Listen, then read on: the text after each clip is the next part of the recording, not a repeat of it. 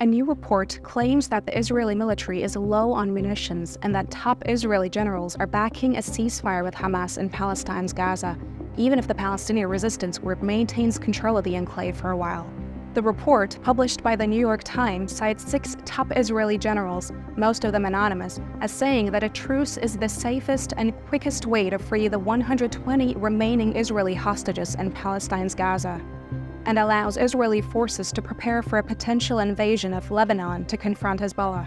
This is despite Netanyahu's refusal to clearly outline a post-war plan in the Palestinian enclave. Netanyahu rejected the report hours after it was published, saying he did not know who these anonymous sources were, but that he was here to make it unequivocally clear that this won't happen. The Israeli Prime Minister reiterated that he was committed to the destruction of Hamas and the release of all of the hostages.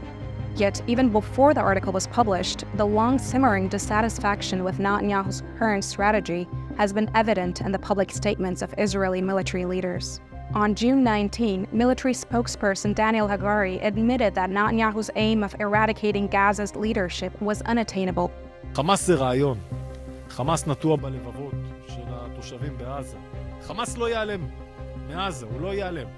On June 9, Benny Gantz, former general and leader of Israel's National Unity Party, left to the war cabinet, citing its failure to outline a plan for Gaza beyond the current war. Before his resignation, Gantz had made 6 strategic demands, with the main focus being on the return of Israeli hostages and a new US-European Arab-Palestinian system of civil administration in Gaza, rather than the destruction of Hamas. While announcing his resignation, Gantz said Netanyahu was preventing the country from advancing toward true victory. There's also growing consensus among his critics that Netanyahu is prolonging the conflict for personal gain. The Israeli Prime Minister has also been plagued by corruption charges, leading to suggestions that he is using the war to protect himself from legal consequences. Far-right members of his coalition are also pushing for Israel to build illegal settlements in Gaza, which means that if the Israeli government decides to move forward with a ceasefire with Hamas, agreeing that the Palestinian resistance group can remain in power across the enclave, Netanyahu's government could collapse.